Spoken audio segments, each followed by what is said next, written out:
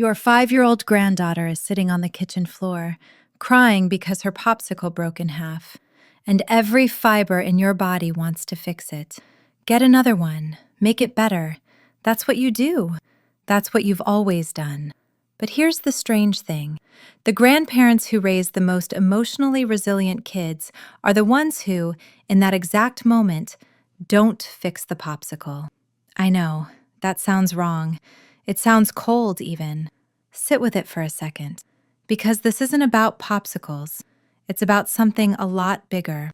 And it's something almost nobody talks to grandparents about, honestly. Everyone's got opinions about parents. How they should discipline, how much screen time, all of it. Libraries full of books. But grandparents? You either get the Hallmark version, spoil them and send them home, or you get nothing. Like your role doesn't actually matter. Like your decoration. You're not decoration. A developmental psychologist at the University of Cambridge named Anne Buchanan spent years looking at the actual data on grandparent involvement, and what she found was striking. Kids who had a close relationship with at least one grandparent had fewer emotional and behavioral problems. Not marginally fewer, significantly fewer. And the effect held even when you controlled for whether the parents were doing a good job, meaning what you do with that kid isn't just backup, it's its own thing. It matters independently. The relationship between a grandchild and a grandparent is doing something that no other relationship in that child's life quite replicates. So the question isn't whether you matter, you do. The question is what, exactly, are the habits that make the difference? And that's where it gets interesting, because a lot of what actually works runs against every instinct you have. Let me start with the hardest one. Let them struggle in front of you. Not suffer, struggle. There's a difference, and it's an important one. Suffering is when a child is overwhelmed, scared, in real distress with no way out. Struggling is when they're frustrated, disappointed, a little lost, but capable. And the problem is that when you love someone that much, when you've got 60 or 70 years of life experience and you can see the solution from across the room, watching them struggle feels almost physically painful. Your hands want to move. Your mouth wants to open. Everything in you says, help. But here's what the research actually tells us. A psychologist named Carol Dweck at Stanford, you may have heard the phrase growth mindset that came from her work, found that children develop emotional resilience not by succeeding, but by experiencing manageable difficulty and coming through it. The key word is manageable. You're not throwing them in the deep end. You're letting them sit with a puzzle that's a little too hard for another 30 seconds before you step in. You're letting them try to zip their own coat, even though you could do it in 2 seconds and you're already running late. You're letting the popsicle break and saying, "Oh no, that's frustrating, huh?" instead of leaping up for another one. And here's the part that might surprise you. When you do that, the child doesn't feel abandoned. They feel trusted. They feel like somebody looked at them and said, "I think you can handle this." That's a message kids almost never get enough of. Now, I want to be careful here, because I know how this might land. If you're someone who's been showing up for your grandkids, loving them with everything you've got, buying the popsicles and tying the shoes and fixing every little heartbreak, you haven't done anything wrong. That instinct comes from love, and love is never the problem. What I'm talking about is a small shift, not a different heart, a different habit. Let me give you another one. Name the feeling before you name the fix. This is something most of us never learned to do because nobody did it for us. Think about how emotions were handled when you were growing up. If you cried, what happened? Somebody told you to stop. If you were angry, somebody told you to knock it off. If you were scared, somebody told you there was nothing to be scared of. The feeling was treated like a problem to be eliminated, not information to be understood. And most of us carried that forward. We did it with our own kids because we didn't know any different. But now there's actually solid science from a researcher named John Gottman at the University of Washington showing that the single most powerful thing an adult can do for a child's emotional development is what he calls emotion coaching, which sounds fancy, but really just means when a kid is feeling something big, you name it before you try to solve it. You're really mad that your sister took that toy. That scared you, didn't it? You're sad because mommy had to leave. That's it. You're not fixing anything. You're not even agreeing. You're just letting the child know that what they feel has a name, and that you see it, and that it's not dangerous. And what Gottman found was that kids whose parents or grandparents or caregivers did this consistently, not perfectly, just consistently, were better at regulating their own emotions by the time they hit school age. They had more friends. They got sick less often. They performed better academically. All from someone just saying, "You're frustrated right now, aren't you?" I think the reason this works so well coming from a grandparent is that you have something parents often don't, a little distance. You're not in the daily grind the same way. You're not already at the end of your rope from the morning routine and the work call and the thing at school. You've got a half step of calm that a parent sometimes just can't access. And that calm is a superpower with kids. They feel it. They lean into it. That's why a grandchild will sometimes tell you things they won't tell their own parents. Not because they love you more, but because the pressure is different. Use that. Here's another habit, and it's one nobody talks about. Tell them stories where you messed up. Not the greatest hits. Not, "When I was your age, I walked 5 miles to school."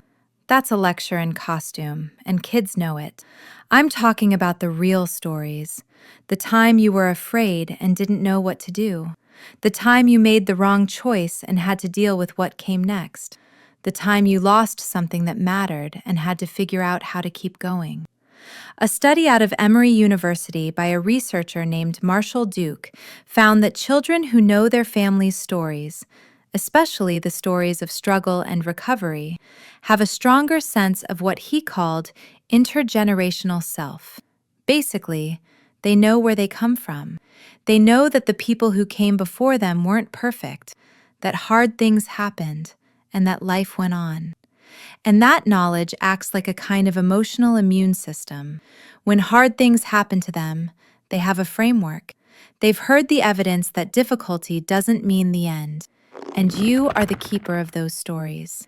You are, in many cases, the only living person who can tell a grandchild what their great-grandmother was really like, what happened during that hard year, how the family got through it. Parents are often too busy or too close to their own childhood to tell these stories well, but you've got the distance.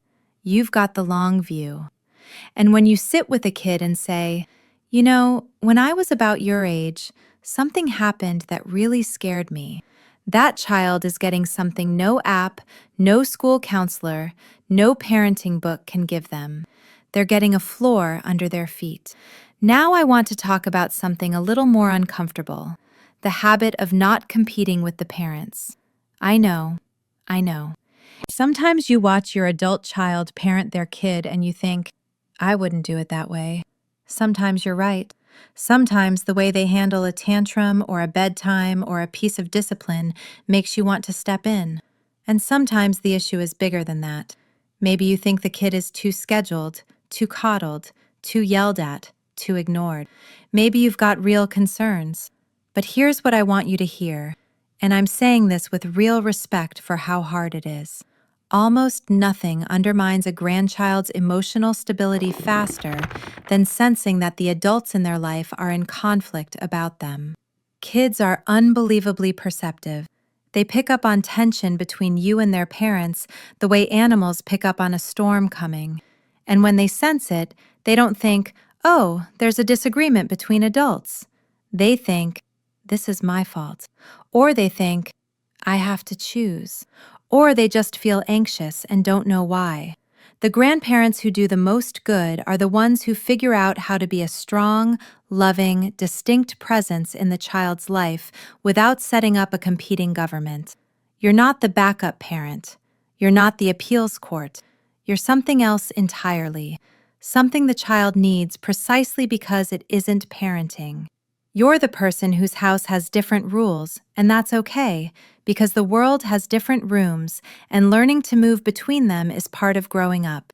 That doesn't mean you never speak up. If a child is in danger, you speak up, full stop. But the daily disagreements, the screen time, the sugar, the bedtime, those are battles that cost more than they're worth. And honestly, your adult child is more likely to hear your concerns on the big stuff if you've let the small stuff go. Here's a quieter habit, one that might be the most important of all. Be the person who is not in a hurry. Think about what a child's life looks like today. Everything is scheduled. School, activities, playdates with a start time and an end time. Their parents are moving fast because they have to. The mortgage, the career, the logistics of modern family life, which are frankly insane compared to what we dealt with. And into this whirlwind walks you. And the greatest gift you can bring isn't money, isn't toys, isn't even wisdom. It's time that feels like time, unhurried time, time where nothing is next. Sit on the porch and watch the bugs. Let them tell you a story that goes nowhere for 11 minutes. Play the same card game for the fourth time in a row without checking your phone. Walk to the mailbox like it's an expedition. A study published in the Journal of Family Psychology found that the quality of grandparent-grandchild relationships was most strongly predicted not by how often they saw each other or how much money was spent, but by the child's perception that the grandparent was emotionally available. Emotionally available. That's a fancy way of saying the kid felt like you were actually there, not performing being there, not multitasking, not already thinking about what to make for dinner, just there. And you might think, well, I am there. I'm always there for them. But there's a difference between being available and being unhurried. Available means you'll come if they need you. Unhurried means they don't have to need you to get your attention. They can just have it, freely, for no reason, with no agenda. That feeling of being with someone who has nowhere else to be is becoming one of the rarest experiences in a child's life. You can be the one who gives it to them. That's not nothing. That might be everything. Let me mention one more habit, because it comes up and people dance around it. Let them see you be imperfect and okay with it. Burn the toast and laugh about it. Forget the word you were looking for and say, well, it'll come back to me, or it won't. Lose at the board game and not make a big deal about it. Say, I don't know, when they ask you something you don't know. This matters more than it sounds like it should. Because kids today are growing up in a world that is absolutely drenched in performance. Social media, even if they're too young to be on it, has shaped the culture they're breathing. Everything is optimized. Everyone is curating. The pressure to be impressive starts younger than you'd believe.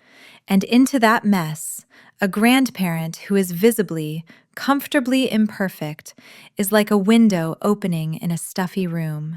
You're proof that a person can be flawed and still be fine, still be loved, still be worth sitting next to on the couch. You don't have to make a speech about it. You don't have to turn it into a lesson. Kids don't learn this stuff from lessons. They learn it from watching. They are watching you all the time, the way you used to watch your own grandparents without even knowing you were doing it.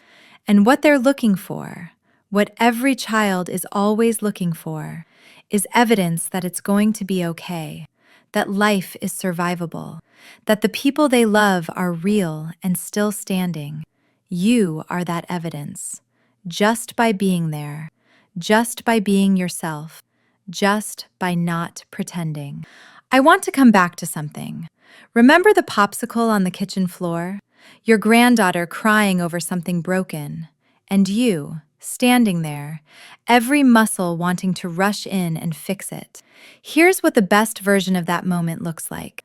You sit down on the floor next to her. You say, "Oh man, it broke. That's a bummer." And then you wait. Maybe she cries for another 10 seconds, maybe 30. And then, almost always, she figures out what to do next. Maybe she eats both halves. Maybe she asks for a napkin. Maybe she moves on to something else entirely, the way kids do, fast as weather. And what just happened in that tiny moment is she learned 3 things. She learned that her feelings are real. She learned that someone she loves was calm when she wasn't. And she learned that a broken thing isn't the end of the world. You didn't teach her a lesson. You didn't deliver a lecture. You just sat on the floor and waited. That's the whole thing, really. Not the toys, not the trips, not even the cookies, though the cookies don't hurt. It's the sitting on the floor. It's the being there without an agenda. It's the quiet way you show a kid, just by how you live in front of them, that a person can be real and flawed and a little creaky in the morning and still be the safest place in someone's world. You already know how to do this. You've been practicing for decades. You just might not have known it counted. It counts.